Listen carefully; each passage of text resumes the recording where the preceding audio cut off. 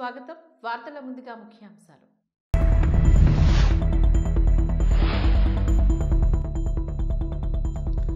కుంచనపల్లి గ్రామంలో కనుల పండుగ దేశాలమ్మ ఆలయ పునఃప్రతిష్ఠ కార్యక్రమం. అధిక సంఖ్యలో పాల్గొన్న భక్తులు.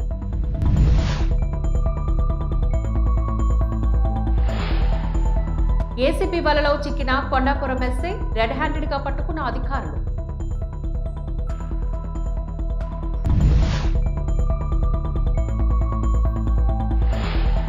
ఉద్యోగం ఇప్పిస్తానంటూ నరసాపురానికి చెందిన బాధితురాల వద్ద 7 లక్షల స్వాహా చేసిన మోసగాడు. పోలీసులను ఆశ్రయించిన బాధితులు.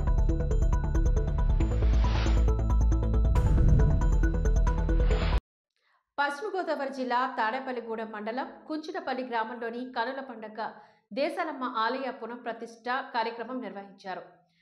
3 రోజులుగా నిర్వహించిన ఈ కార్యక్రమంలోని సహస్ర కుంకుమార్చనలు, పూర్ణాహుతి కార్యక్రమాలు, మదిన అమ్మవారి పునఃప్రతిష్ఠ కార్యక్రమం కనుల విందుగా నిర్వహించారు.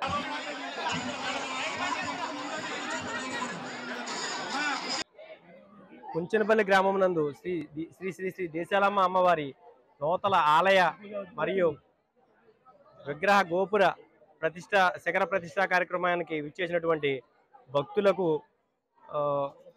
నాయకులకు, అలాగే గ్రామ ప్రజలకు, మా ఆడపడుచులకు అందరికీ కూడా ధన్యవాదాలు. మా గ్రామంలో సుమారు 100 సంవత్సరాల పైన వెలిసినటువంటి ఆలయం, 100 సంవత్సరాలకు పైన వెలిసినటువంటి అమ్మవారండి. మా గ్రామ అప్పటి నుంచి ఇప్పటి వరకు కూడా మా గ్రామంలో అమ్మవారి గుడి చిన్న గుడి ఉండేదండి. దాన్ని నిర్మించుకోలేకపోయాం. ఇన్ని సంవత్సరాల కాలంలో కూడా అమ్మవారి గుడి నిర్మించలేకపోయాం. ఇప్పుడు వైఎస్ జగన్మోహన్ రెడ్డి గారి ప్రభుత్వంలో దేవాదాయ శాఖ మంత్రిగా మా నియోజకవర్గ ఎమ్మెల్యే గారు అయినటువంటి కొట్టి సత్యనారాయణ గారు ఈ దేవాదాయ శాఖ మంత్రి రావడం, డిప్యూటీ సీఎం కూడా రావడంతో ఆయన మా గ్రామం విచ్చేసినప్పుడు ఇక్కడ ఉన్న పరిస్థితి వివరిస్తే ఆయన మాకు 50 లక్షల రూపాయలు గ్రాంట్ ఇచ్చి 33 లక్షల రూపాయలు ఏమో సీజీఎఫ్ ఫండ్ నుంచి 17 లక్షలు ప్రజా విరాళం స్వీకరించి ఆలయాన్ని నిర్మించామండి. 3 రోజుల నుంచి 19/2/2024 నుంచి 21/2/24 వరకు ఇక్కడ కార్యక్రమాలు చేయడం జరిగిందండి. ఈ కార్యక్రమానికి విచ్చేసినటువంటి ప్రతి ఒక్కరికి కూడా ధన్యవాదాలండి. 100 సంవత్సరాల నుంచి మా గ్రామంలో ఉన్న ఈ గుడి ఇంచుమించు ఒక 50 సంవత్సరాల నుంచి మా తరతరాల నుంచి గుడి కట్టాలని అనుకున్నారండి. దీన్ని నిర్మించలేకపోయాం. చాలా ఆటంకాలు, అవాంతరాల మధ్య ఇప్పుడు ఎన్నాళ్ళకి మా గ్రామ ప్రజల కళ నెరవేరిందండి. దీని అంతటికీ కూడా సహకరించిన ఉప ముఖ్యమంత్రి వర్యులు, దేవాదాయ ధర్మాదాయ శాఖ మంత్రులు కొట్టి సత్యనారాయణ గారికి, అలాగే మిగతా నాయకులకి, ఇక్కడ మా గ్రామంలో ఉన్న పారిశ్రామికవేత్తలకి, రైస్ మిల్లర్స్కి, మొత్తం అందరూ కూడా మా గ్రామంలో ప్రజా విలారం దొరికినంత వరకు దొరికిన తర్వాత దొంగ.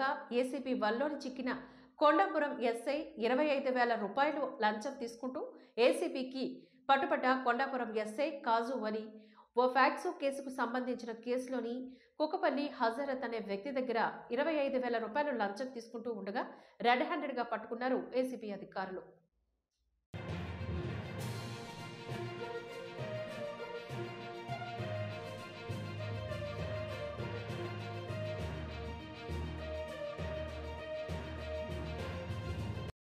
ఉద్యోగం ఇప్పిస్తానంటూ నరసాపురానికి చెందిన బాధితురాలి వద్ద 7 లక్షల రూపాయలు స్వాహా చేసిన విజయవాడకు చెందిన పవన్ కుమార్ సెప్టెంబర్ 20న విజయవాడ వైఎస్ఆర్ కాలనీ వద్ద పవన్ కు డబ్బులు అప్పచెప్పిన బాధితురాలు ఉద్యోగం ఇప్పకపోవడంతో మోసపోయానని గ్రహించిన బాధితురాలు విజయవాడ బస్టాండ్ వద్ద కుటుంబ సభ్యులతో కలిసి పవన్ ను చాకచక్యంగా పట్టుకొని పవన్ ను కృష్ణలంక పోలీస్ స్టేషన్ కు తరలించిన బాధితులు. కేసు కట్టడానికి నిరాకరించిన కృష్ణలంక సిఐ సూచన ప్రకారం సంఘటన జరిగిన పరిధి 2 టౌన్ కావడంతో కొత్తపేట పోలీసులకు ఆశ్రయించబోతున్న బాధితులు.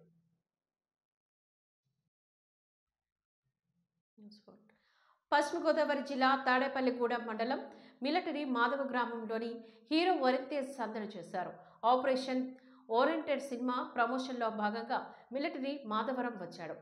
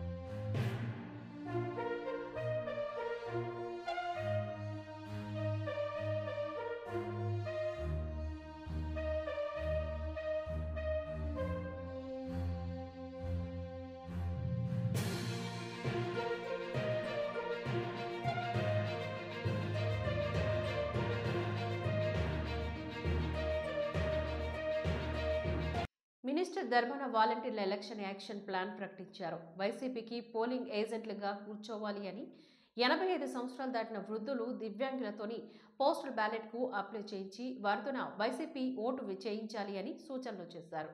ఎన్నికల ప్రక్రియలో వాలంటీర్ల ప్రమేయాన్ని నిషేధిస్తూ ఇప్పటికే ఈసీ ఉత్తర్వులను జారీ చేసింది. అనేది చాలా క్లియర్గా చెప్పాను, మీ అందరూ చూస్తారని. ఎందుకు మీరు చూడాలంటే 10 మందికి వాస్తవాన్ని చెప్పగలిసినటువంటి శక్తివంతులు మీరు, అవకాశం ఉన్నటువంటి వాళ్ళు మీరు. నా స్ట్రైట్ టాక్ను ఒక్కసారి తీరుబడి ఉన్నప్పుడు మీ తాలూగా వాట్సాప్లో చూసి మీరు మరింత శక్తివంతంగా పనిచేయగలరని ఈ సందర్భంగా మనవి చేస్తూ, పోస్టల్ బ్యాలెట్ ఇచ్చారు ఇప్పుడు ఎలక్షన్ కమిషన్ ఈసారి. 80 సంవత్సరాలు దాటిన ప్రతి పౌరుడికి పోస్టల్ బ్యాలెట్ ఇస్తారు. అందుకోసం వృద్ధులైనటువంటి వాళ్ళు పోలింగ్ స్టేషన్కి వెళ్ళక్కర్లేదు. మీరు అక్కడ సాయం చేయండి, వాళ్ళ బ్యాలెట్కి అప్లికేషన్ పెట్టించి ఓటు వేయించే పని చేయండి. ఏ వృద్ధుడు నువ్వు చేస్తున్నటువంటి సేవకు, ఈ ప్రభుత్వం అందిస్తున్నటువంటి సహకారానికి ఎవడు కృతజ్ఞత లేకుండా ఉండడు. ఈ ప్రభుత్వం పడిపోతే ఎలాగని చెప్పి, ఈ ప్రభుత్వం పడిపోయిన రోజునే వేలాది మంది ఈ రాష్ట్రంలో గుండె అయిపోయి చచ్చిపోతారండి ఈ సందర్భంలో మనకు. అందుకోసం ఆ పోస్టల్ బ్యాలెట్ ప్రతి వాలంటీర్కి నేను ఏం చెప్తున్నా అంటే, పోస్టల్ బ్యాలెట్ వేయించండి. మీరే వేసికండి, మీరు వేసి మండలం తప్పు. పోస్టల్ బ్యాలెట్కి అప్లికేషన్ నింపేసి పెట్టించేయండి. పెట్టించి వాళ్ళ ఇష్టం వచ్చింది మీరు వేయమనండి. మీరు ఇష్టం వచ్చింది మీరు వేయమన్నా, మీరు వేయమన్నా వేయరాడు. మళ్ళీ సందర్భం వచ్చినప్పుడు గ్రామాల్లో కలుస్తాం. అందరికీ మేము ఈ గ్రామాల్లో ఆ గౌరవం చేసే ఏర్పాట్లని సంబంధిత ఎంపీడీఓలు, మీ అధికారులు, ఇక్కడ కార్పొరేషన్లో మున్సిపల్ కమిషనర్, మీ ప్రాంతపు నాయకులు, మీ గౌరవాలన్నీ అక్కడ ఏర్పాటు చేస్తారు. ఇక్కడ కొద్దిమందికి ఇది ఇచ్చిన తర్వాత మనందరం కలిసి భోజనం చేసి ఈ కార్యక్రమాన్ని ముగిద్దామని ఈ సందర్భంగా కోరుతూ, ఈ ఏర్పాట్లన్నీ బాగా చేసిన మున్సిపల్ కమిషనర్, ఇతర అధికారులు ఎవరైతే మండల పరిషత్ నుంచి ఉన్నారో అందరూ చాలా చక్కగా ఏర్పాటు చేస్తారు. అందరూ మీరు చివరిదాకా ఉన్నారు, చాలా సంతోషం. 1700 మంది జగనన్న చెప్పినటువంటి సైనికులు ఈనాడు ఇక్కడ ఉన్నారు. వాళ్ళందరితో మాట్లాడే అవకాశం నాకు కూడా వచ్చింది. ధన్యవాదాలు తెలియజేస్తూ మరొకసారి బీఆర్ఎస్ నేత కవితకు సిబిఐ నుంచి పిలుపు వచ్చింది. ఢిల్లీ లిక్కర్ స్కామ్లోని కవితకు సిబిఐ 26వ తేదీన హాజరు కావాలని నోటీసులు పంపించింది. ఈడీ విచారణ హాజరు కాకుండా సుప్రీంకోర్టులోని ఊరట పొందారు కవిత. ఈడీ విచారణకు హాజరు కాకుండా కవిత దాఖలు చేసిన పిటిషన్లపైన 28న సుప్రీంకోర్టులో విచారణ జరగనుంది. ఈసారి సిబిఐ నోటీసులు ఇవ్వడంతో హాజరవ్వాల్సిన పరిస్థితి నెలకొంది. సెక్రటేరియట్ ముట్టడికి వెళ్తున్న షర్మిలను దారి మధ్యలో పోలీసులు ఎత్తేశారు. అంతకు ముందు షర్మిల జగన్ ప్రభుత్వాన్ని దగా సర్కార్గా అభివర్ణించారు. దగా డిఎస్సి వద్దు, మెగా డిఎస్సి ముద్దు అని ఆంధ్రప్రదేశ్ సచివాలయం ముట్టడికి ఆంధ్రప్రదేశ్ కాంగ్రెస్ కమిటీ అధ్యక్షురాలు శ్రీమతి వైఎస్ షర్మిలారెడ్డి పిలుపు మేరకు విజయవాడ తరలి వెళ్తున్న కాంగ్రెస్ కార్యకర్తలను అడ్డుకొని గృహ నిర్బంధం చేయడం దారుణమని కాంగ్రెస్ నేతలు అంటున్నారు.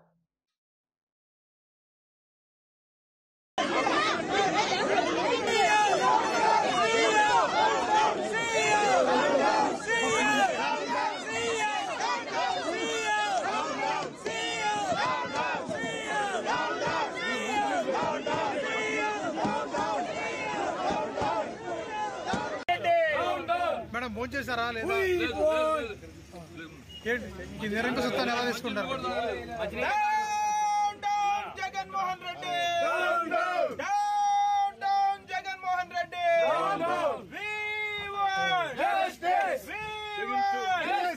పోలీసుల దౌర్జన్యం. మేడం రాజశేఖర రెడ్డి గారి ఆత్మ ఏమంటుంది?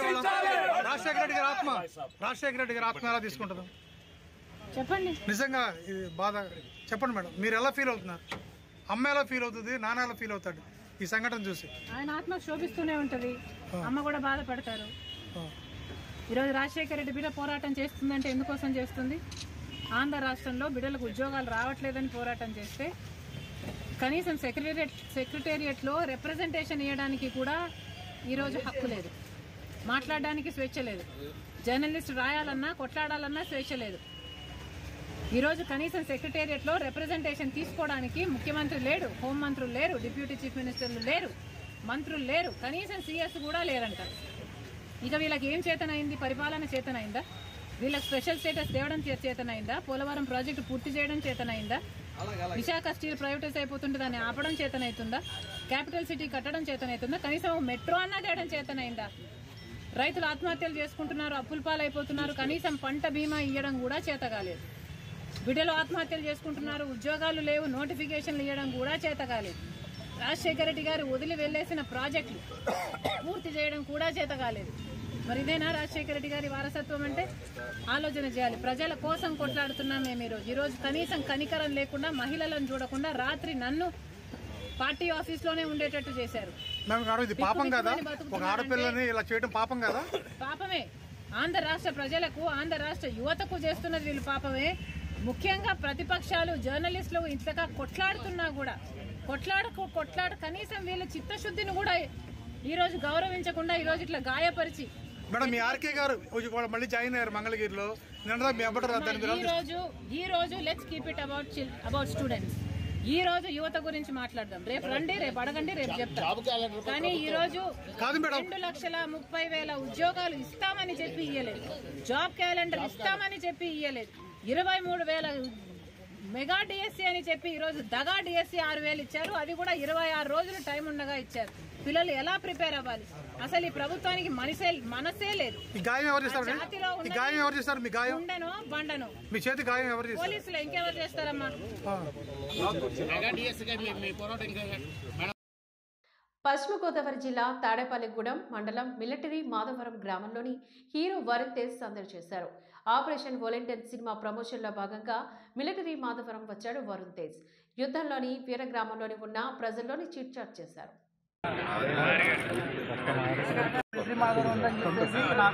తెలిసిన తర్వాత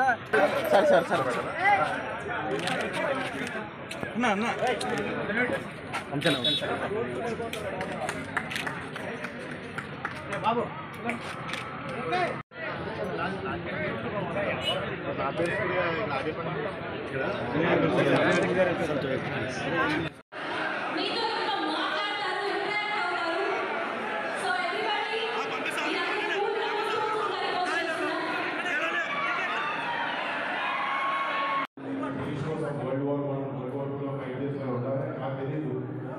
చెప్పినప్పుడు ఇలా మిలిటరీ మాధవరం ఊరుంది. అక్కడ జరిగిన ఎంతో మంది జవాన్లు ఎన్నో మంది సాక్రిఫైసెస్ చేసి మన దేశం కోసం కూడా ఫైట్ చేసి చాలా ప్రాంతాన్ని చేసిన గొప్ప గొప్ప వ్యక్తులున్న ఊరు. పశ్చిమ గోదావరి జిల్లా తాడేపల్లిగూడెంలోని 3 పార్టీల అలవెన్స్ అయితే తాడేపల్లిగూడెం సీటు బీజేపీ కైవసం చేసుకునే అవకాశాలు ఎక్కువగా ఉన్నాయి. బీజేపీ నుంచి ఈతకోట తాతాజీ భీమశంకర్రావుకి బీఫామ్ దక్కి అవకాశాలు కనబడుతున్నాయి. తాతాజీ 20 కోట్లు ఖర్చు పెట్టడానికి రెడీగా ఉన్నట్లుగా గుసగుసలు వినిపిస్తున్నాయి. ఈ రోజు బీజేపీ కార్యకర్తలు, నాయకుల ఇంటర్నల్ మీటింగ్ జరిగింది. ఈ మీటింగ్ లో భాగంగా ఈతకోట తాతాజీకి బీఫామ్ ఇవ్వాలని నిర్ణయించినట్లుగా సమాచారం. 3 పార్టీల వారు తాతాజీని గెలిపించాలని ఆదేశాలు వచ్చినట్లుగా సమాచారం.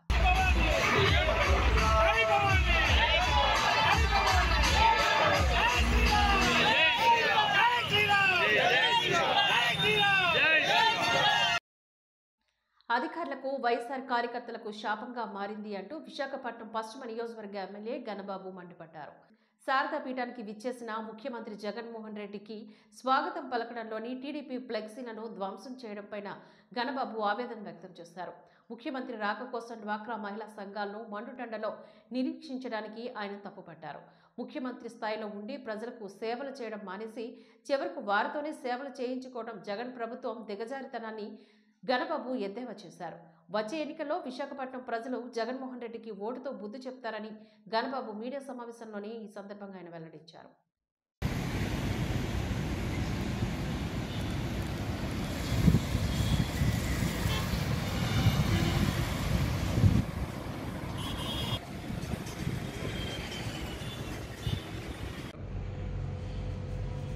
ఈరోజు ముఖ్యమంత్రి పర్యటన విశాఖపట్నం ఎయిర్పోర్ట్ నుంచి గోపాలపట్నం మీదుగా ముష్టివాడ వెళ్ళేటువంటి పర్యటనలో భాగంగా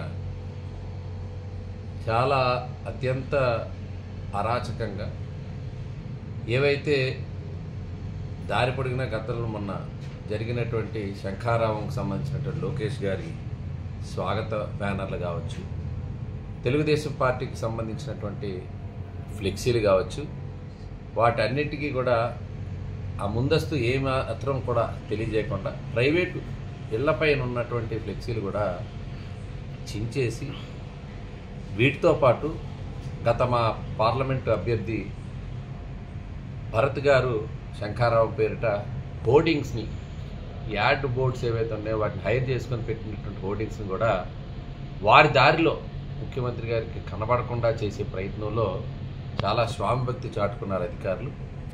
దానిలో చించేయటం, అట్లీస్ట్ హోర్డింగ్స్కి దారిలో తెలుగుదేశం పార్టీ సంబంధించినటువంటి స్వాగత బ్యానర్స్ కానీ లేదా ఇతరత్ర ఆ ఏ ప్రచారం సంబంధించినటువంటి సామగ్రి ఉండకూడదనేది ఒకటైతే, ఉదయాన్నించి కూడా మండు టెండలో ముఖ్యంగా డాక్రా మహిళలకి వాళ్ళకి హుకుం జారీ చేసినట్టు.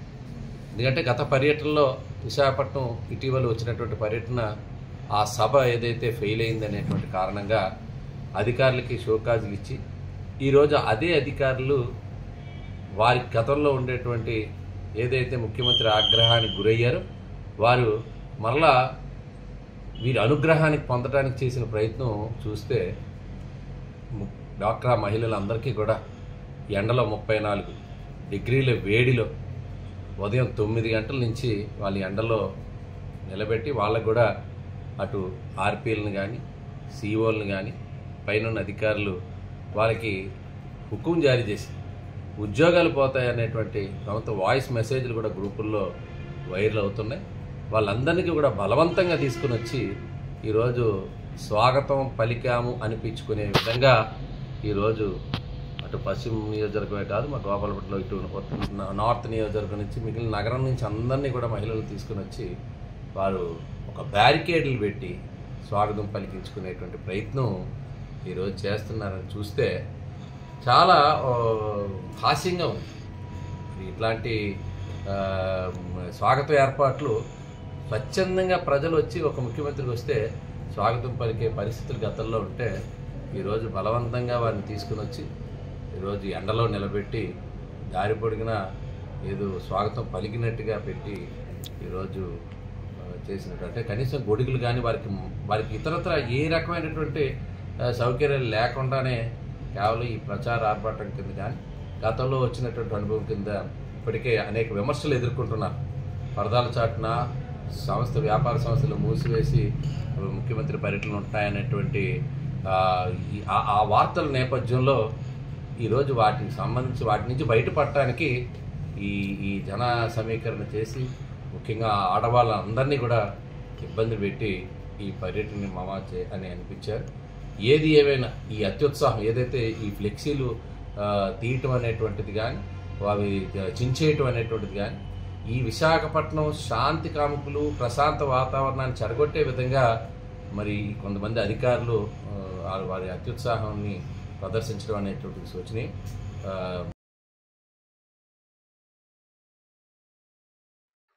కాకినాడ జిల్లా గొల్లప్రోలు మండలం గొల్లప్రోలు పట్టణంలో గల పూర్వపు సీతారామ ఆలయంలోని నూతనంగా ఏర్పాటు చేసిన సీతారాముల విగ్రహాలను జనసేన నేత శ్రీ మాదిరి విద్యాలయ విద్యా సంస్థల అధినేత కడారి తమ్మయ్య నాయుడు ఆధ్వర్యంలోని సీతారామ విగ్రహ ప్రాణప్రతిష్ఠ కార్యక్రమం అత్యంత వైభవంగా నిర్వహించారు.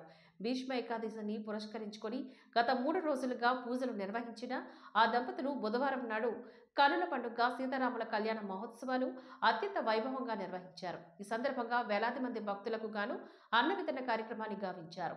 ఈ కార్యక్రమంలోని పట్టణంలో గల అనేక మంది భక్తులు పాల్గొని ఈ కళ్యాణ మహోత్సవాన్ని భక్తి శ్రద్ధలతో తిలకించారు.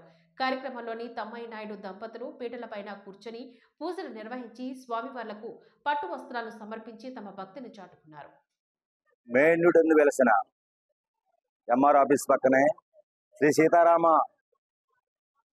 రామాలయం వద్ద ఈ సంవత్సరం 75వ వార్షికోత్సవ సందర్భంగా కనీ విని ఎరిగిన రీతిగా శ్రీ కడారి తమ్మనాయుడు గారు మాధురి చైర్మన్ గారైన శ్రీ కడారి తమ్మనాయుడు గారి ఆధ్వర్యంలో 19వ తారీఖున లక్ష్మీనారాయణ హోమము కార్యక్రమాలు జరిగినవి. అలాగే 20వ తారీఖున భీష్మ ఏకాదశి సందర్భంగా 24 గంటలు ఏకాహం జరిగినది. అలాగే 21 బుధవారం శ్రీ సీతారామచంద్రమూర్తి స్వామి వారి యొక్క కళ్యాణ మహోత్సవము మరియు భారీ ఎత్తున ఈ అన్న సమారాధన కార్యక్రమము శ్రీ కడా తమ్మనాయుడు గారి ఆధ్వర్యంలో వారి యొక్క ధన సహాయంతో ఎంతో మందికి ఎన్నో కార్యక్రమంలో ముందుంటూ సేవాభావంతో కార్యక్రమాలు చేస్తున్నారు. కాబట్టి ఆ శ్రీరామచంద్ర హోమంతో స్వామివారి విగ్రహ ప్రాణ ప్రతిష్ఠ చేయడం జరిగింది. అలాగే యాకవం 24 గంటల పాటు భీష్మేకాదశి సందర్భంగా యాకవం చేయడం జరిగింది. ఈ రోజు కళ్యాణం జగనన్న ప్రభుత్వమే రావాలని ప్రజలు కోరుకుంటున్నారని అరకు అసెంబ్లీ నియోజకవర్గ ఇన్ఛార్జ్ రేగం మత్స్యలింగం అన్నారు. బుధవారం ఆయన వివిధ పంచాయతీలకు పర్యటించారు. అనంతరం స్థానిక విలేకరులతోని ఆయన ఈ సందర్భంగా మాట్లాడుతూ రాష్ట్ర ప్రభుత్వం అమలు చేస్తున్న సంక్షేమ పథకాలు ప్రజలకు సమృద్ధిగా అందుతున్నాయని, గత ప్రభుత్వాల హయాంలో గిరిజనులకు ఆదరణ లేకుండా పోయిందని, జగనన్న ప్రభుత్వం ద్వారా గిరిజనులకు మేలు జరిగిందని అన్నారు. జగనన్న ప్రభుత్వం ద్వారా ఇంటి వద్దకే సంక్షేమ పథకాలు అందరికీ అందుతున్నాయని, సంక్షేమ పథకాలు ప్రజలకు విరివిగా అందినందుకే కానీ మళ్లీ ఓట్లు అడుగుతున్నామని ఆయన అన్నారు. రాష్ట్రంలోని మళ్లీ రానున్న ప్రభుత్వం జగనన్న ప్రభుత్వమేనని ఆయన ధీమా వ్యక్తం చేశారు. ఈ కార్యక్రమంలోని MPP Arisela Seethamma, vice MPP Bhagyavathi, వివిధ పంచాయతీల సర్పంచులు, ఎంపీటీసీలు, పార్టీ కార్యకర్తలు తదితరులు ఈ కార్యక్రమంలో పాల్గొన్నారు.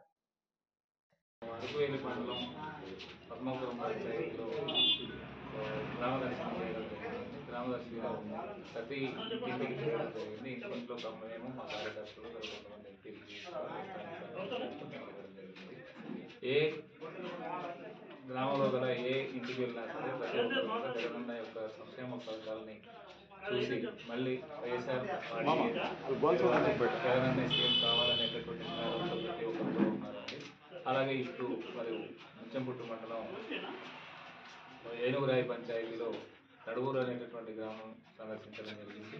అలాగే ఇక్కడ స్థానికంగా ఉండేటటువంటి నాయకుడు జర్రెల పంచాయతీ బొడ్డగొంది గ్రామం కూడా సందర్శించడం జరిగింది. మరి ఏ ఊరికి వెళ్ళినా సరే ప్రతి గ్రామంలో జగనన్న మళ్ళీ సీఎం కావాలని చెప్పేసి కోరుకుంటున్నారు. మరి ఈరోజు ప్రతి గ్రామంలో చేస్తూ ఉన్నటువంటి అభివృద్ధి కార్యక్రమాలు అయితేనేమి, ప్రజలకు అందిస్తున్నటువంటి సంక్షేమ పథకాలు అయితేనేమి సమృద్ధిగా ప్రజలకు అందుతున్నాయి. మరి గతంలో గిరిజన ప్రాంతాల్లో మరి జనాలకి సరైనటువంటి ఆదరణ లేనటువంటి పరిస్థితులు ఉంటాయి. కానీ ఈరోజు మరి గిరిజనులు అనేటటువంటి ప్రత్యేకమైనటువంటి రాయితీలతో కూడినటువంటి ఈరోజు బీబీటీజీలకు అయితే మాత్రము గృహాలు కూడా మంజూరు చేయడం అనేటటువంటి జరిగింది. దాని మీద ఏంటంటే గతంలో మరి జగనన్న ప్రభుత్వం కన్నా ముందు తెలుగుదేశం ప్రభుత్వం ఉన్నప్పుడు ఎటువంటి సంక్షేమ పథకాలు ఇంత విరివిగా అందినటువంటి దాఖలాలు లేవు. మరి జగన్మోహన్ రెడ్డి గారు తండ్రి వైఎస్ రాజశేఖర రెడ్డి గారు ఉన్నప్పుడు మరి ఆ రోజు గృహాలు నిర్మించినప్పుడు మరి నిజంగా మాకు పెంకిటిల్లు అంటే ఏదో తెలియదు. అలాగే అందరూ కూడా గడ్డి కుప్పల్లోనే ఉండేవాళ్ళు. కానీ ఈరోజు ఏంటంటే మరి అందరూ కూడా స్లాబీలు కట్టుకునేటటువంటి స్థాయికి ఎదిగామంటే నిజంగా జగనన్న గారి హయాంలో ఇంత అభివృద్ధి అనేటటువంటిది కానీ విని ఎదగనటువంటి రీతిలో జరుగుతున్నాయి. అలాగే మరి సంక్షేమ పథకాలు అనేటటువంటిది ఇంటి వద్దకే రావడం అనేటటువంటిది ఏ ప్రభుత్వం చేయలేనటువంటి ఇది. మరి ఈరోజు జగనన్న గారు ఛాలెంజ్ చేసి దమ్మున్న నాయకుడని నిరూపించుకోవడానికి ఈరోజు ఆయన చేసినటువంటి ప్రయత్నాలు నిజంగా గర్వించదగినటువంటి విషయం. ఎందుకంటే సంక్షేమ పథకాలు ప్రజలకి విరివిగా అందించబట్టే ఈరోజు మేము మీకు మేలు చేసి ఉంటేనే మాకు ఓటు వేయండి అని చెప్పేసి జగనన్న గారు మరి అడగడం అనేటటువంటి జరుగుతుంది. మరి ఈరోజు ప్రజలు వాళ్ళు ఏమేమైతే సంక్షేమ పథకాలు తీసుకున్నారో ఆ సంక్షేమ పథకాలు ఈరోజు విరివిగా ప్రచారంలోకి ప్రజల్లోకి వెళ్ళింది. దానివల్ల ఈరోజు మళ్ళీ జగనన్న ప్రభుత్వాన్ని వాళ్ళు కోరుకుంటున్నారు. అలాగే మేము ఏ గ్రామాలకు వెళ్ళినా సరే మేము కానీ మా కార్యకర్తలు కానీ వెళ్ళినట్లయితే ప్రజాదరణ అయితే మాత్రం చాలా ఎక్కువగా ఉంది. మరి రాబోయేటటువంటి రోజుల్లో మరి వైఎస్ఆర్ ప్రభుత్వం ఎదురొడ్డి తెలుగుదేశం ప్రభుత్వం నిలదొక్కుకోలేదని చెప్పేసి మేమైతే భావిస్తున్నాం. ఈ వార్తలు ఇంతటితో సమాప్తం. నమస్కారం.